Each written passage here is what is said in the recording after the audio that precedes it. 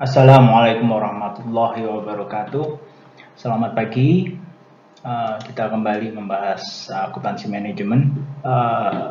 Topik yang akan dibahas hari ini adalah profit planning. Kita akan fokus pada penyusunan master budget. Nama saya Kusnul Prasetyo. Karena kita fokusnya hanya pada master budget, maka learning objektif untuk kali ini hanya satu. Kita akan mendefinisikan, menyiapkan master budget, mengidentifikasi komponen-komponennya apa saja, dan kemudian menjelaskan bagaimana hubungan antara komponen-komponen anggaran yang ada di master budget. Master budget itu apa? Master budget adalah rencana keuangan komprehensif dari sebuah organisasi secara keseluruhan. Rencana keuangan jangka pendek ini biasanya disiapkan untuk 1 tahun ke depan atau 1 tahun fiskal ke depan. Master budget ini kemudian dibagi menjadi 2, ada anggaran operasional atau operating budget dan ada anggaran keuangan atau financial budgets. Anggaran operasional atau operating budget itu menjelaskan semua aktivitas yang berhubungan dengan bagaimana perusahaan menghasilkan laba atau income. Berarti semua unsur yang terkait dengan laporan laba rugi atau proyeksi laporan laba rugi, karena kita bicarakan kemudian anggaran, semua unsur yang berkaitan dengan laporan laba rugi akan berkaitan dengan anggaran operasi ini. Di sisi lain, kalau kita membicarakan anggaran finansial, maka ini terkait kas masuk dan kas keluar dan posisi keseluruhan dari posisi keuangan atau overall financial position. Anggaran operasional berhubungan dengan proyeksi laba rugi atau budgeted income statement. Sehingga unsur-unsur utamanya, anggaran-anggaran yang masuk ke dalamnya terkait dengan laba rugi. Kalau kita lihat laporan laba rugi, item pertama atau unsur pertamanya yang kita lihat paling atas itu adalah penjualan. Inilah mengapa kemudian kalau kita bicarakan anggaran operasional, yang pertama adalah anggaran penjualan. Setelah anggaran penjualan apa? Kalau kita lihat, ingat di laporan laba rugi, maka unsur keduanya mestinya harga pokok penjualan. Bagaimana menghitung harga pokok penjualan ini? Harga pokok penjualan ini dihitung dengan cara persediaan barang jadi awal ditambah berapa biaya produksinya dikurangi persediaan akhir. Nah, kalau begitu kita harus tahu terlebih dahulu berapa yang diproduksi, berapa unit yang diproduksi untuk menghitung biaya produksinya. Inilah kenapa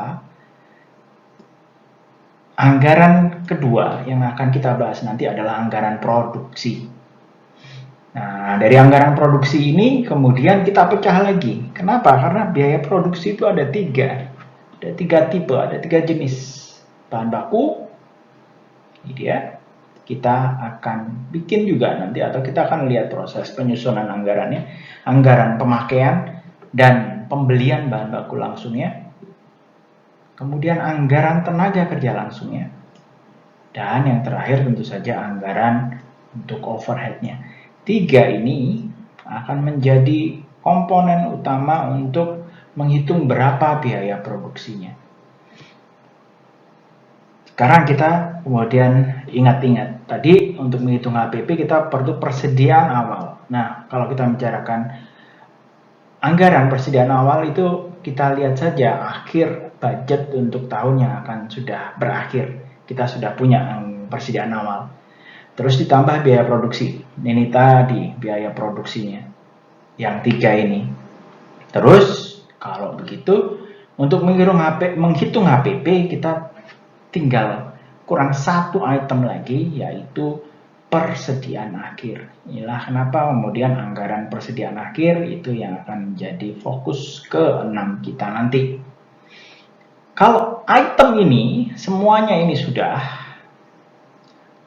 maka maka kita akan mudah menghitung yang namanya anggaran harga pokok penjualan.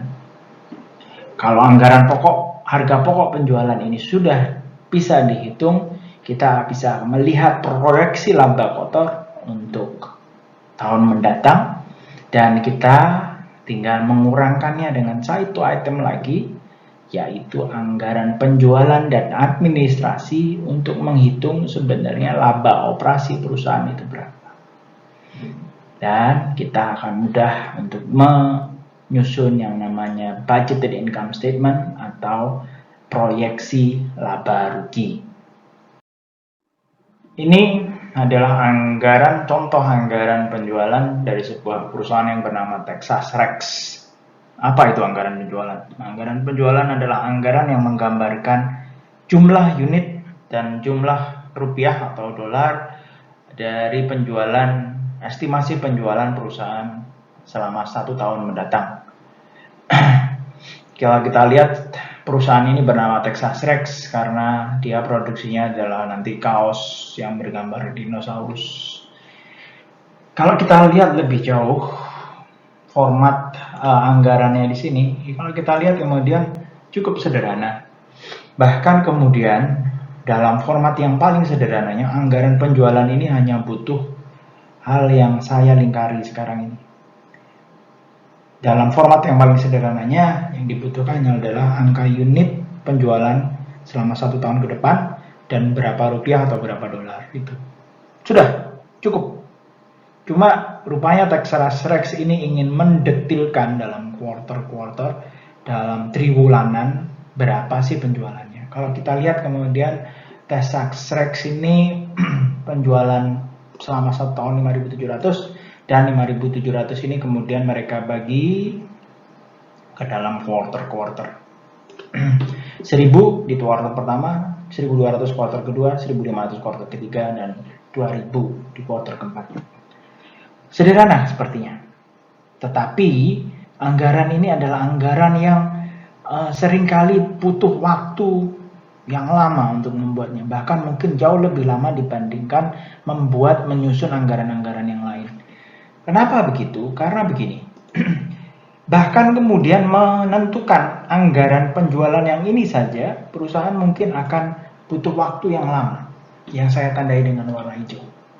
Kenapa? Karena ini harus menimbangkan kemudian proyeksi ke depan. Kita harus menimbang trennya.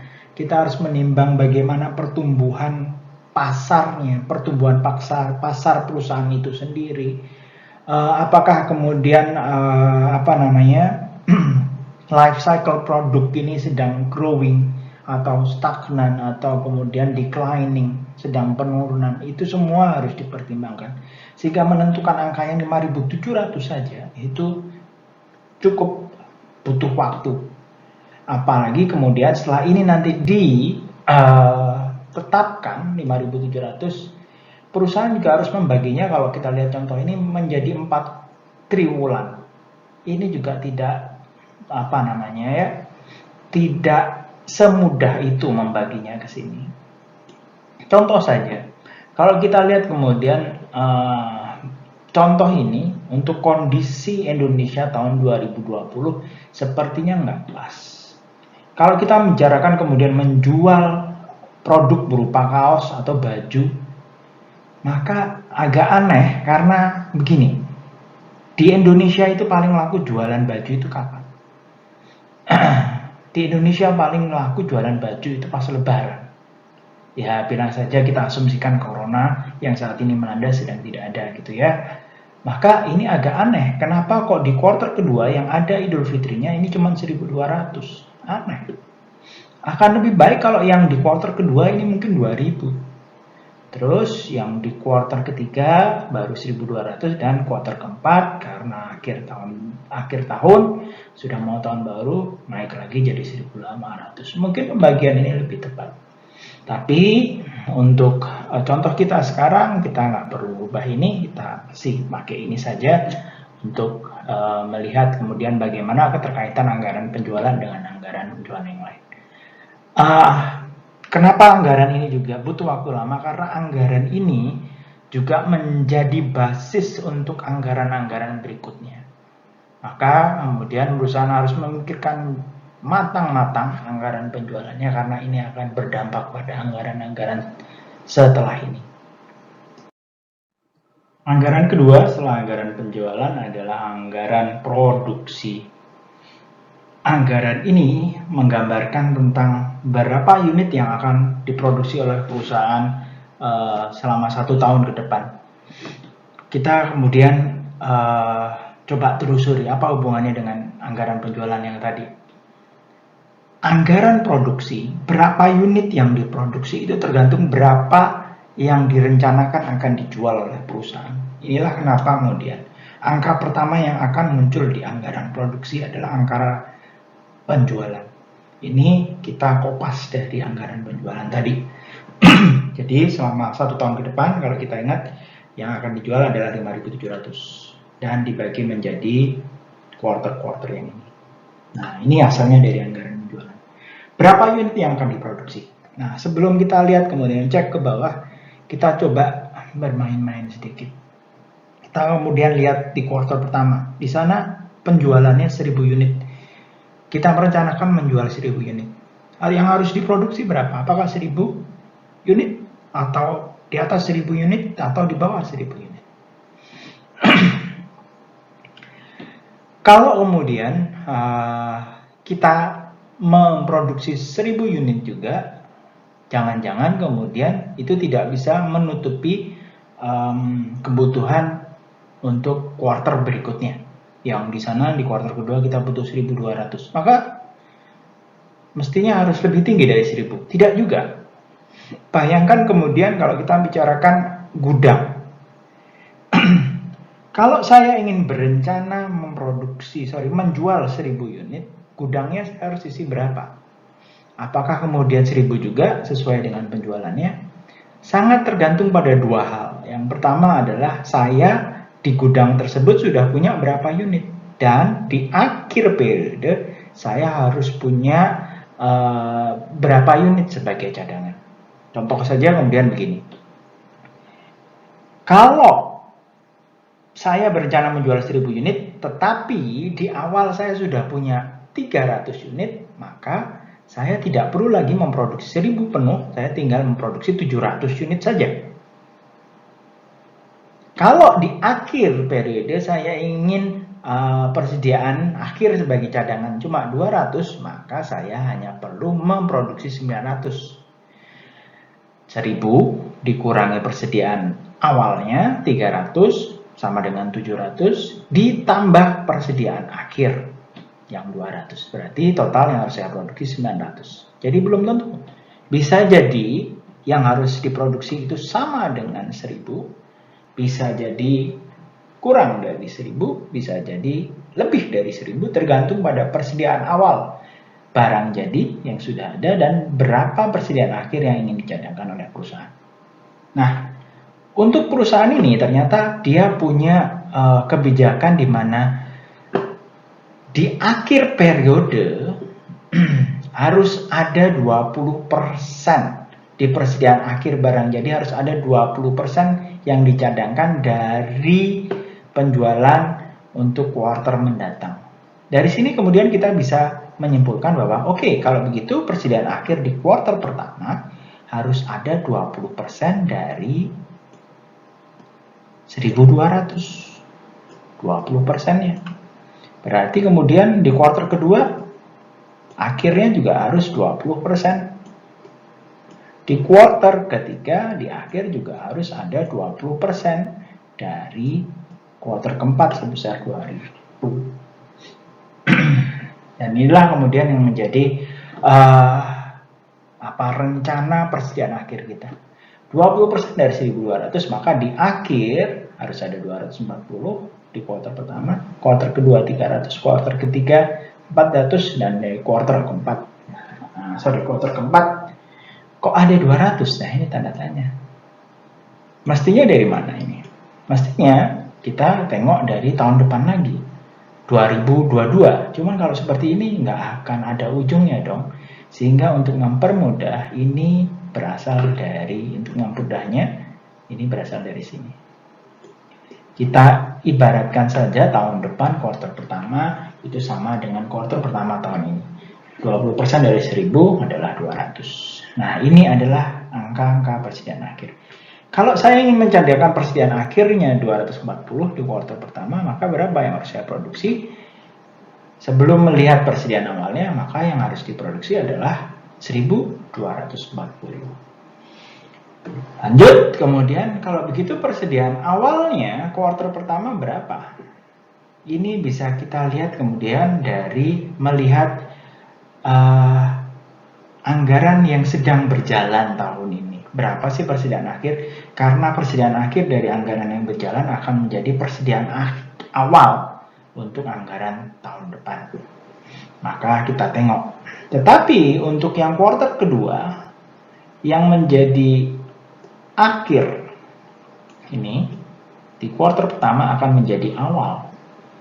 Yang menjadi akhir kuartal kedua akan menjadi awal di kuartal ketiga.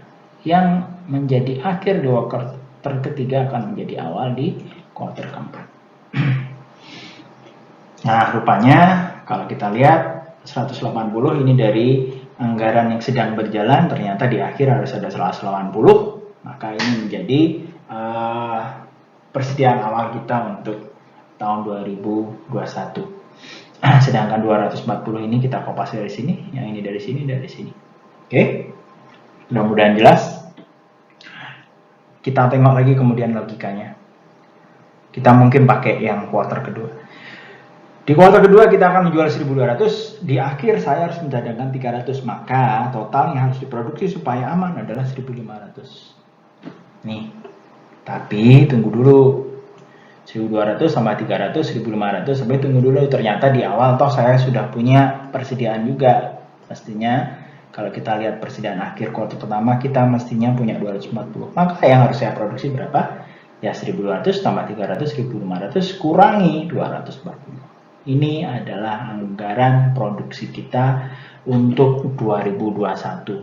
Kalau untuk kuartal kedua ya 1260 ini.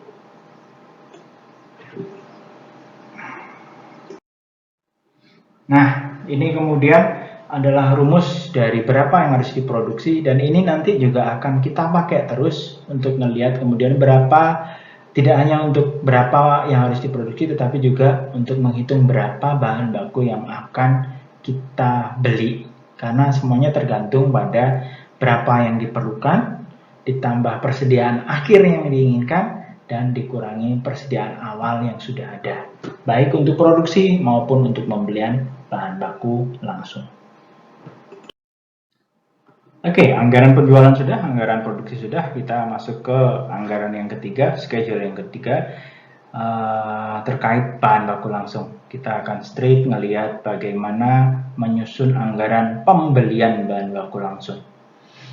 Anggaran pembelian bahan baku langsung ini menggambarkan tentang berapa bahan baku yang akan dibeli oleh perusahaan untuk setahun ke depan. Dan untuk kasus T-Rex itu dibagi menjadi quarter-quarter.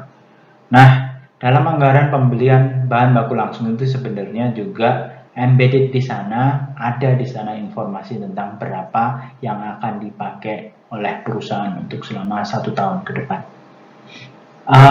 Terus angka apa yang kemudian harus kita tampilkan pertama kali di sini? Yang pertama kali kita akan tampilkan tentu saja berapa bahan baku yang akan dibeli tergantung pada berapa yang akan diproduksi. Maka angka berapa unit yang diproduksi tadi dari anggaran kedua, anggaran produksi, kita copy paste. Nah, di sini. Ini berasal dari anggaran sebelumnya. 1060, 1260 dan seterusnya. Nah, lanjut kalau begitu. Kalau kemudian seperti ini, maka kalau kita memproduksi, let's say saya fokus lagi quarter yang kedua yang ini. Kalau kita berencana akan memproduksi 1200, maka berapa bahan baku yang dibutuhkan? Maka kita perlu melihat kita produksi apa, kebutuhan bahan bakunya apa saja. Karena kita membahas tentang produk berupa kaos sablon yang bergambar dinosaurus, maka kemungkinan ada 2 bahan baku utamanya di sana. Yang satu adalah kaos polos, mungkin kaos putih polos. Nah, yang kedua adalah tinta sablonnya.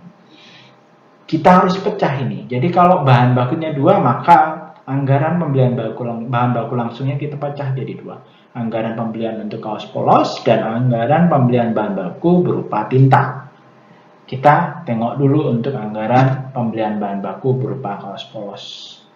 Setelah kita kopas ini, maka kita perlu kemudian melihat untuk kebutuhan kaos polos, satu produknya itu butuh berapa kaos polos. Saya ulangi, satu produk akhir perusahaan ini butuh kaos polos berapa. Contoh, kalau kita bicarakan kaos polos di sini ya butuhnya cuma satu produk akhir ya butuh kaos polos cuma satu. Beda lagi kemudian kalau saya memproduksi sepeda, satu sepeda butuhnya 2 ban. Beda lagi kemudian kalau saya memproduksi mobil, satu mobil butuh 5 ban, satunya sebagai ban cadangan. Maka kedua yang akan kita bahas atau kita masukkan di sini sebagai teknik perhitungan adalah yang dinamakan standard usage rate atau berapa pemakaian untuk satu produk akhir kita. Direct materials per unit kalau kemudian istilahnya yang ada di sana. Ternyata satu produk akhir kita butuh satu kaos polos, sehingga production need-nya sama. Kalau begitu, ketika kita sudah mendapatkan angka yang ini, berapa yang harus dibeli? Oh ya, saya lupa. Ini adalah sebenarnya angka pemakaian bahan baku kita. Sebenarnya kalau kita bicarakan anggaran pemakaian bahan baku langsung ya sudah berhenti di sini, selesai. Kalau kemudian kita bicarakan anggaran pembelian bahan baku, maka kita tidak bisa berhenti di sana karena belum membahas tentang berapa yang dibeli. Nah, berapa yang harus dibeli? Lagi-lagi ini tergantung pada berapa persediaan akhir yang diinginkan dan berapa persediaan awal yang sudah ada di perusahaan. Untuk Texas Rex, kebijakan persediaannya agak sedikit berbeda. Ternyata dia ingin di persediaan akhirnya itu ada cadangan bahan baku itu 10% dari kebutuhan di kuartal yang akan datang. Jadi ini 10% dari yang akan dipakai untuk kuartal berikutnya. Otomatis untuk kuartal pertama yang ada di persediaan akhir di sini adalah 10% dari 1260. Sedangkan untuk kuartal kedua 10% dari 1600. Kuartal ketiga adalah 10% dari 1800. Kurang lebih ini dia hasil perhitungannya. Kalau ada lagi yang bertanya, ini 106 dari mana? Yang ini, maka jawabannya simple. Idealnya memang dari kuartal berikutnya tahun depan, tapi kan ya masa bikin lagi anggaran. Sehingga untuk memutus ini supaya selesainya cepat, ini dikopaskan atau diasumsikan saja kuartal pertama tahun depan sama seperti kuartal pertama tahun ini. Nah, ini kebutuhan kita dan tentu saja karena di sini belum ada persediaan awalnya, setelah ini kita akan menimbang persediaan awalnya berapa. Nah, yang di kuartal pertama persediaan akhir akan menjadi persediaan awal di kuartal kedua. Kuartal kedua persediaan akhir akan menjadi awal kuartal ketiga dan persediaan akhir kuartal ketiga akan menjadi awal untuk kuartal keempat.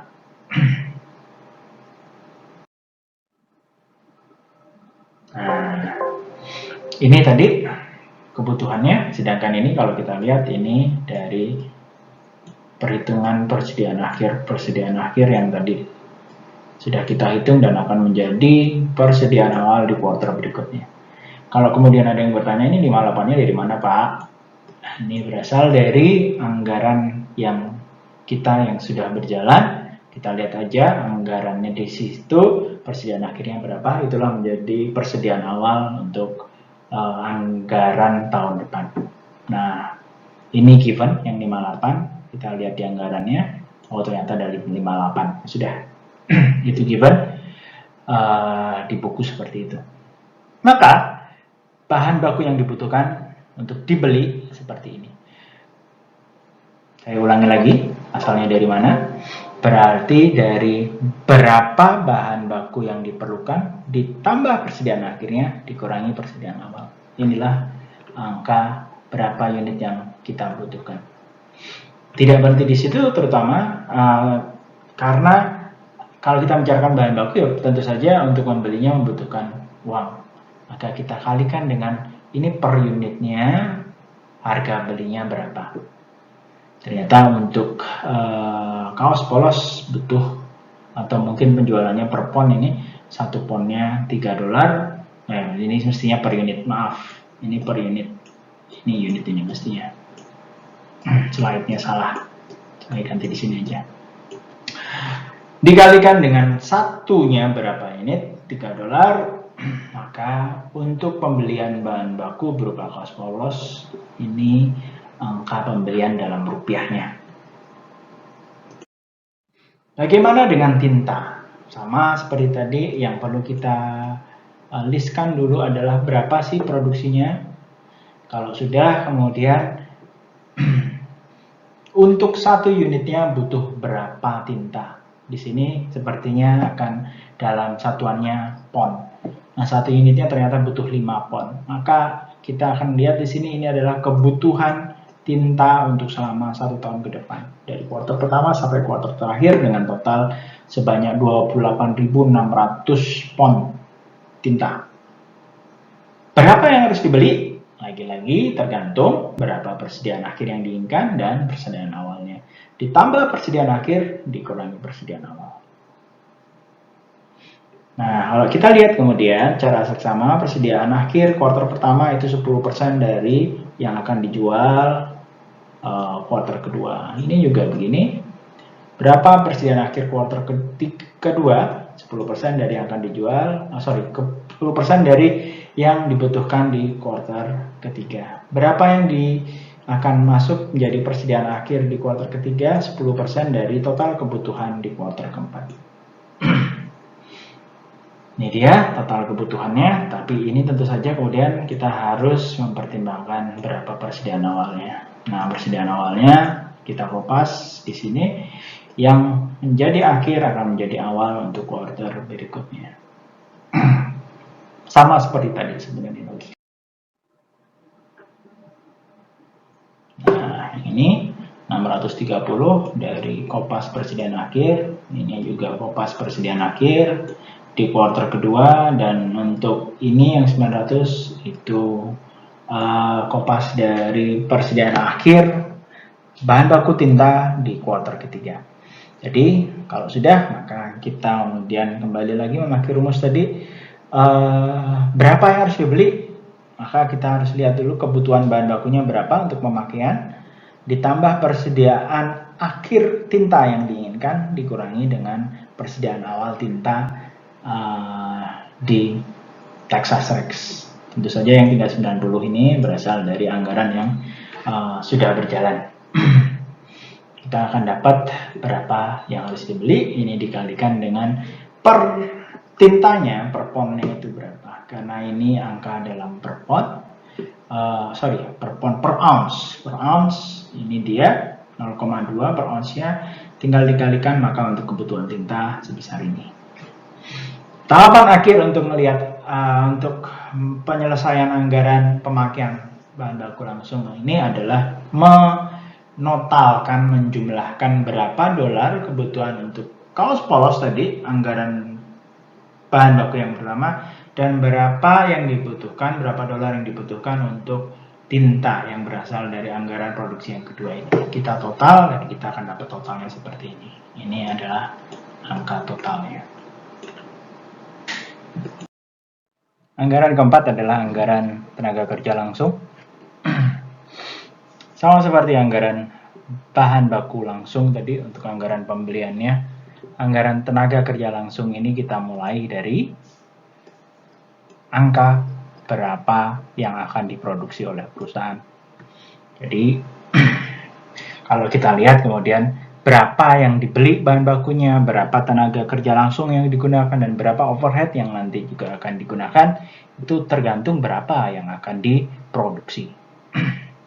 Jadi kalau kita lihat, ini dikopas dari anggaran yang kedua, schedule 2 di sana. untuk kuartal 1 sampai 4, dan untuk selama setahun akan diproduksi sebanyak 5.720. Oke, sekarang kemudian kalau tadi di bahan baku langsung kita punya direct materials per unit, tentu saja di sini juga ada yang namanya direct labor per unit. Tenaga kerja langsung per unitnya butuh berapa jam, atau direct labor hour per unit. Standar penggunaan jam tenaga kerja langsungnya untuk 1 unit produk. Nah, untuk Texas Rex ternyata 1 unit produk akhirnya butuh 0,12 jam tenaga kerja langsung. Ini artinya perusahaan membutuhkan total untuk kuartal pertama 127,2 dan seterusnya sampai untuk selama setahun dibutuhkan 684,6 jam tenaga kerja langsung. Oke. Terus apa? Tentu saja kemudian karena kita membicarakan tentang tenaga kerja langsung, tidak bisa tenaga kerja langsung itu disimpan, sehingga tidak ada persediaan akhir dan juga tidak ada persediaan awal. Sehingga langsung saja nanti kita akan kalikan dengan tarif upahnya seperti apa. Di sini tarif upah per jamnya adalah $10, maka biaya tenaga kerja langsung yang harus disiapkan untuk memproduksi sebanyak 5.720 itu kita perlu sebanyak $6.864. Ini mungkin agak sedikit berbeda untuk beberapa negara. Contohnya negara kita, Indonesia. Di Indonesia sendiri, buruh kemungkinan juga mendapatkan gaji tetap. Sehingga tidak berhenti di upah yang sifatnya variabel ini. Setelah ini mungkin perlu juga ditambahin dengan upah tetapnya. Upah tetap mungkin per bulan atau apa. Untuk beberapa kasus. Cuma untuk kasus kita ini, kita berhenti di sini karena ini asumsinya yang namanya buruh itu dibayar berdasarkan jam dan hanya menerima upah tanpa menerima gaji. Selanjutnya kita akan lihat overhead. Anggaran keempat adalah anggaran overhead. Sama seperti tadi, kita mulai dari berapa unit yang harus diproduksi. Tapi tunggu dulu. Kalau overheadnya tergantung atau tarif overheadnya berdasarkan pada jam tenaga kerja langsung, maka kita bisa sedikit mengambil jalan pintas. Kalaupun berdasarkan jam tenaga kerja langsung, bukankah di anggaran yang sebelumnya, anggaran keempat, kita sudah mendapatkan angka berapa jam tenaga kerja langsung sih untuk memproduksi itu, sehingga kita tinggal copy paste saja berapa jam tenaga kerja langsungnya di sini bila perusahaan menggunakan tarif overhead jam tenaga kerja langsung. Jadi dia penggunaan jam tenaga kerja langsungnya, ternyata Texas Rex juga menggunakan jam tenaga kerja langsung. Setelah itu kita kalikan dengan berapa tarif overheadnya untuk 1 jam tenaga kerja langsungnya. Ternyata tarif overhead yang per jam tenaga kerja langsung adalah $5. Kita akan dapat yang namanya budget variable overhead. Jadi overheadnya nanti dibagi menjadi 2, ada yang variable, ada yang fix. Ini adalah yang fix yang berdasarkan jam tenaga kerja langsung. Fixnya bagaimana? Ya, ditambahkan kemudian fixnya berapa. Ini kalau sudah fix semua, kita akan mendapatkan berapa jam tenaga kerja. Berapa overhead total setelah kita menambahkan yang variabel yang sudah dihitung sebelumnya dengan yang fix. Schedule ke-6 adalah ending finished goods. Tadi kalau kita lihat alurnya, penjualan sudah. Maka kalau kita ingat-ingat laporan laba rugi setelah penjualan itu harga pokok penjualan. Nah, harga pokok penjualan ini bisa dihitung dengan cara menambahkan persediaan awal, tambahkan biaya produksi, kurangi persediaan akhir. Nah, persediaan awal mestinya sudah ada di anggaran yang telah berlalu. Yang belum ada, yang perlu kita estimasi adalah berapa yang ada di persediaan akhir. Makanya kemudian ada anggaran persediaan akhir. Dari mana kita menghitungnya, mulainya? Kita mulai dari melakukan rekapitulasi sebenarnya anggaran-anggaran sebelumnya. Bahan baku berapa? Tenaga kerja langsung berapa? Overhead berapa? tetapi dihitung per unit.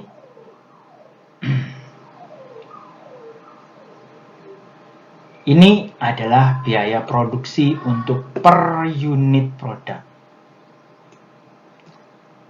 Sebesar 6,9,5. Dari mana? Dari direct materials berupa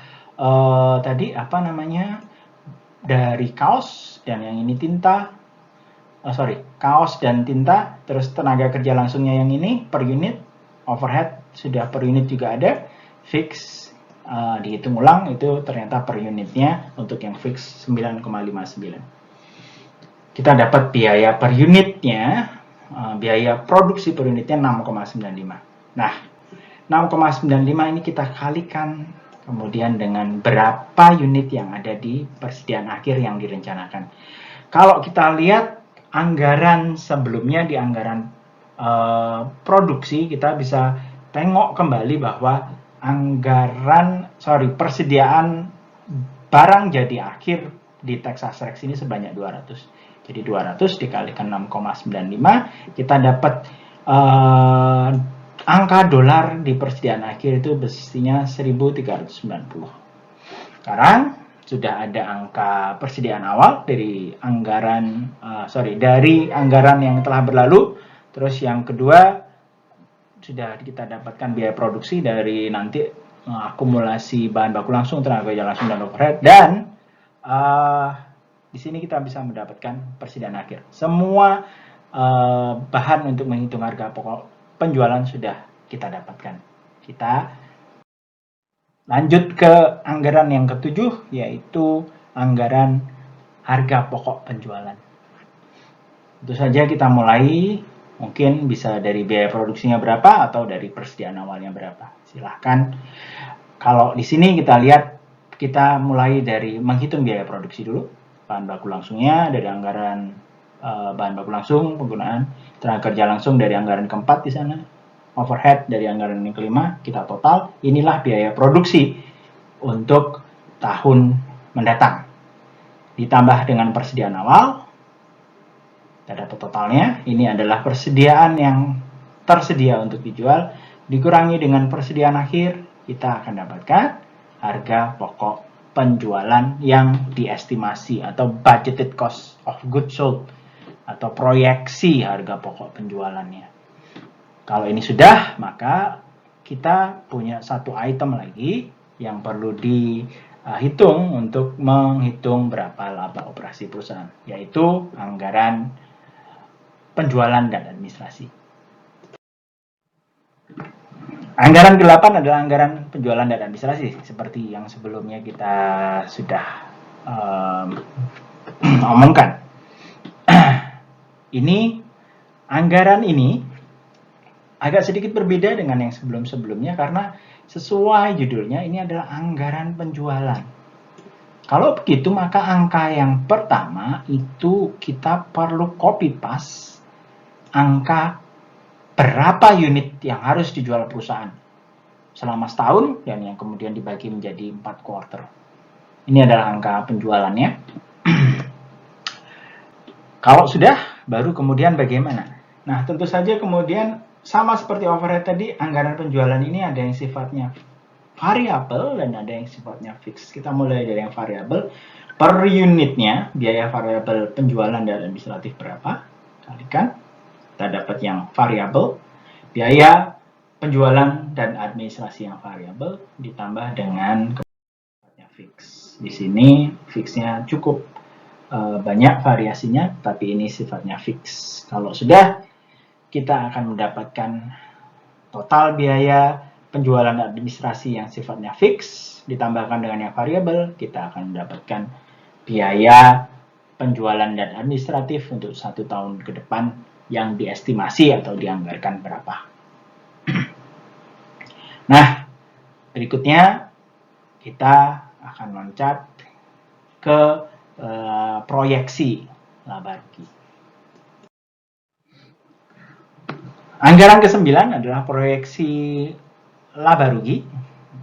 Dapat kita lihat sebenarnya anggaran ini adalah anggaran yang tinggal mengcopy paste saja dari anggaran-anggaran sebelumnya. Kembali lagi saya utarakan bahwa ini adalah bagian akhir dari anggaran operasional.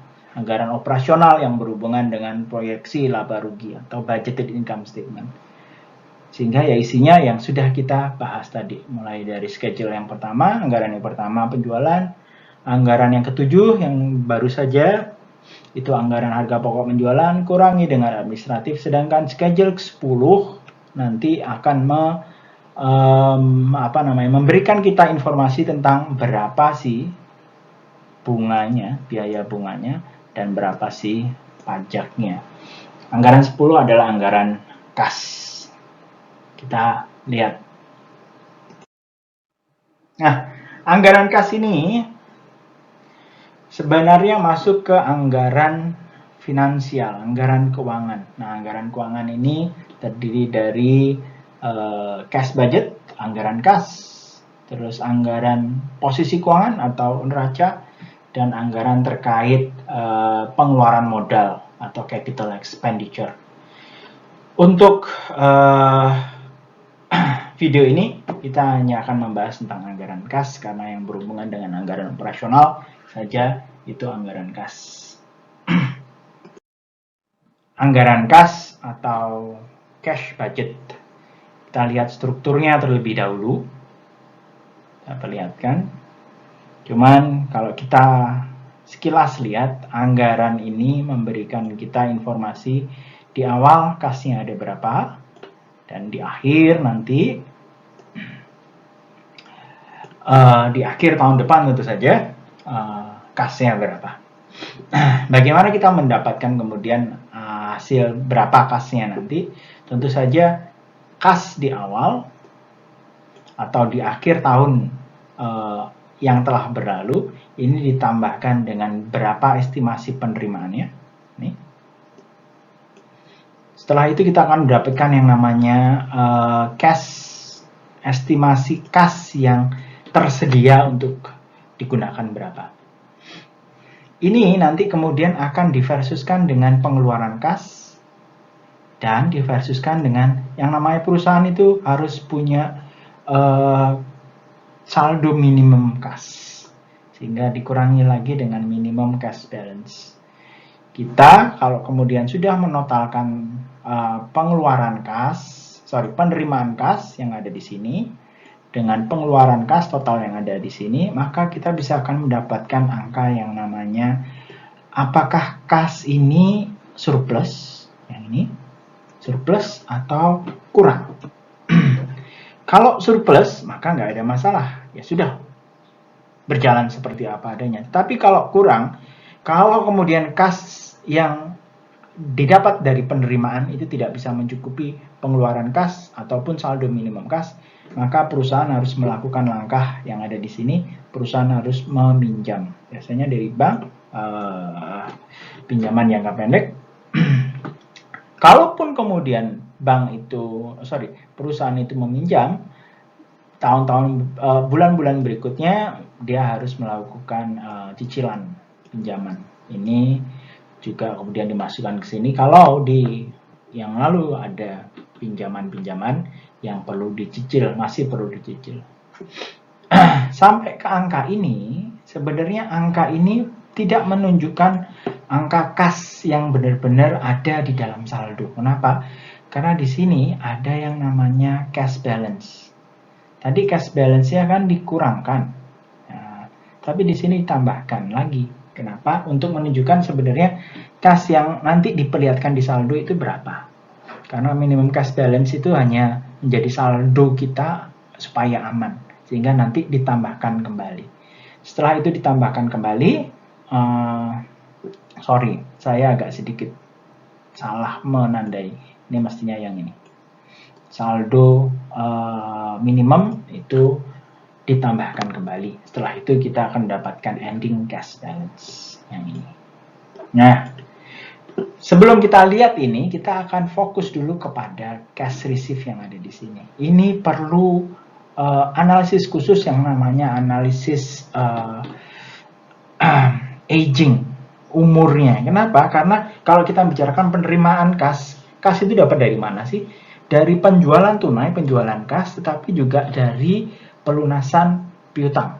Sehingga untuk yang piutang kan belum tentu terjual periode ini, dilunasi juga periode ini.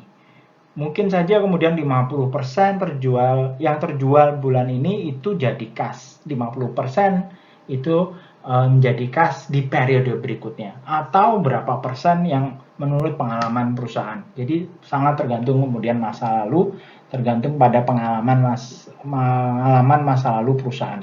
Berapa persen dari penjualan kredit yang akan jadi kas periode ini juga, dan berapa persen yang akan diterima masih di masa yang akan datang. Nah, ini kemudian contohnya kalau kita melengkapinya dengan angka. Kalau kita lihat di sini ada cash balance di awal 5.200, penerimaan kita dari aging, ini biasanya dari analisis yang namanya aging, itu sebesar 10.600, total kas yang tersedia adalah 15.800. Di sisi lain kemudian untuk pengeluaran kas butuhnya 15.700 dan saldo minimum kasnya 1.000. Sehingga ya perlu yang dibutuhkan adalah 16.700. Nah, kalau kita versuskan antara ini, yang dibutuhkan adalah sebesar 16.700 yang ini.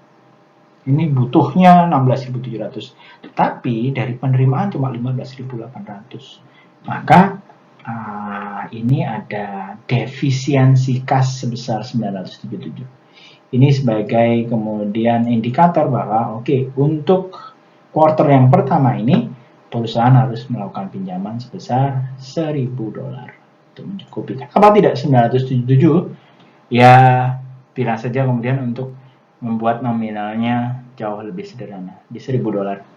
Nah, kalau begitu kas yang bebas dipakai untuk kepentingan lain itu hanya 23, karena kita harus mempertahankan yang 1.000.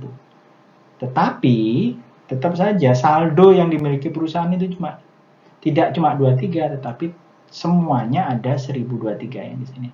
Karena kita menambahkan yang sebelumnya ini dikurangkan menjadi penambah lagi. Kok begitu? Iya, karena 1.000 itu nggak bisa diutak-atik. 1.000 itu harus ada di saldo perusahaan. Harus. Sehingga dari 1.023 ini hanya 23 yang bisa dipakai secara bebas. Walaupun kemudian saldo perusahaan itu hanya saldo perusahaan itu $1.023.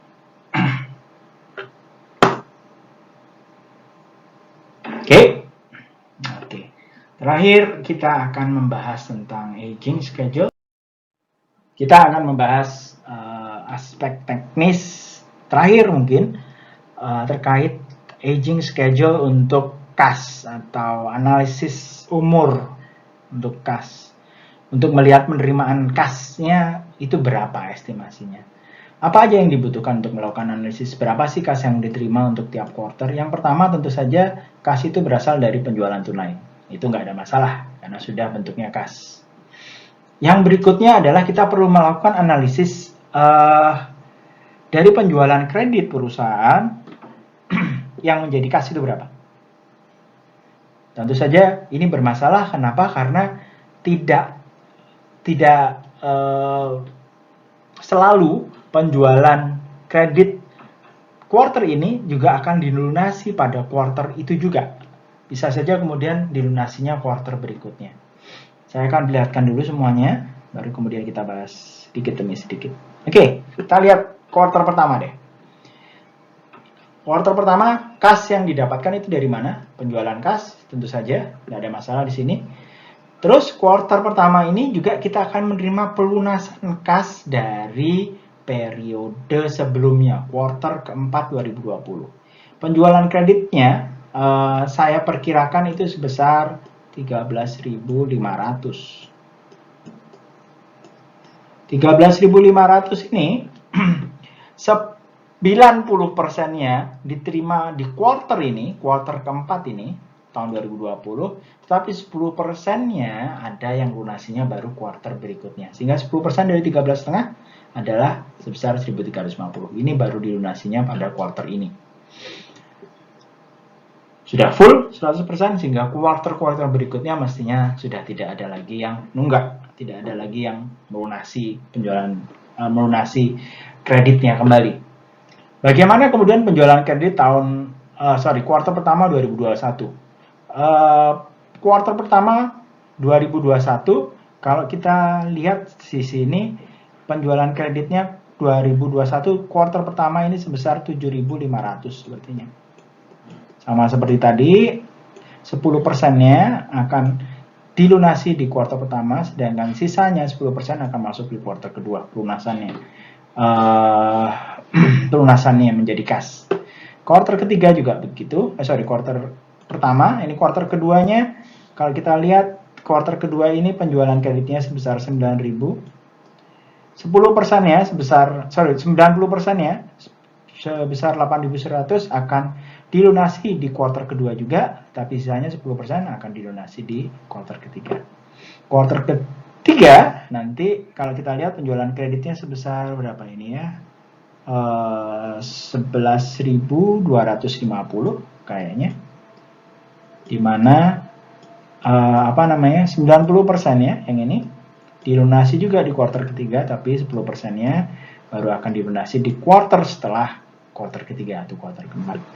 Kuartal keempat, kalau saya duga ini penjualan kreditnya 15.000. 15.000 ini 90%-nya akan dilunasi di kuartal keempat, tetapi sisanya 1.500, saya tulis saja di sini, itu akan dilunasinya di kuartal pertama tahun 2022 nanti. Kalau ini sudah, kemudian kita bikin aging schedule, kita bisa kemudian melakukan penotalan. Untuk kuartal pertama, penjualan tunainya 2,5, pelunasan dari kuartal keempat 1.300, pelunasan dari kuartal yang sama, kuartal pertama 6.750, sehingga total kuartal pertama kita akan mendapatkan 10.600. Ini untuk kuartal ketiga, penjualan tunai diestimasikan sekian, 3.000, pelunasan dari kuartal sebelumnya, kuartal pertama 7,5, terus dari kuartal kedua sendiri penjualan kreditnya akan dilunasi 90% dari 9.000, 8.100 totalnya ini, dan begitu seterusnya untuk kuartal ketiga dan kuartal keempat. Sehingga kita bisa kemudian melihat, oh kasnya sekian. Nah, kalau sudah kemudian, karena tadi di kas, anggaran kasnya kita juga sudah dapatkan berapa sih penerimaannya, kita kemudian bisa menaruhnya di laporan posisi keuangan secara lebih mudah. Bagaimana dengan angka-angka akun yang lain, anggaran persediaan, anggaran piutang dan seterusnya, ini sayangnya tidak dibahas secara rinci, cuman kurang lebih analisisnya itu bisa kalian dapatkan mungkin memakai referensi lain. Cuma fokus perhatiannya memang di anggaran operasional sampai ke anggaran kas saja untuk bahasan kali ini.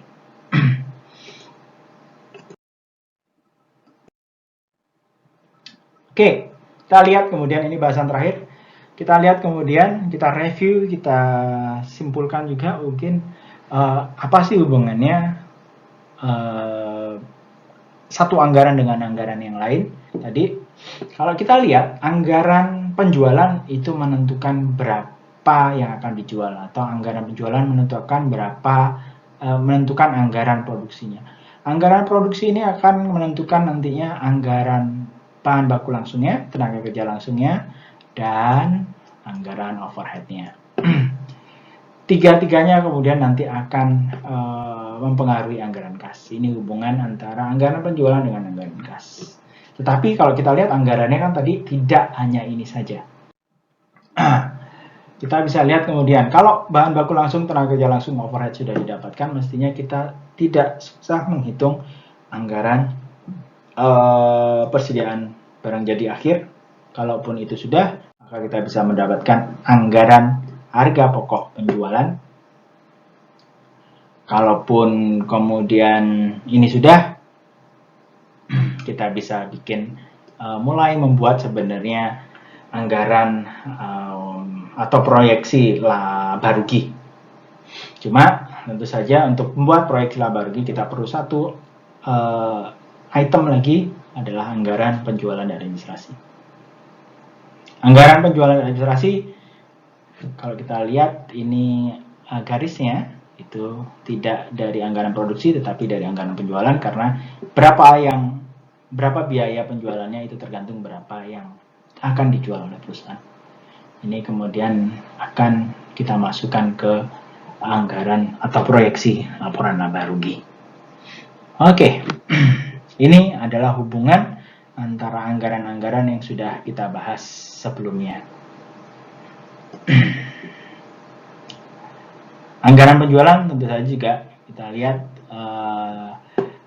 mempengaruhi berapa penjualan perusahaan, sehingga dari sisi penerimaan kas.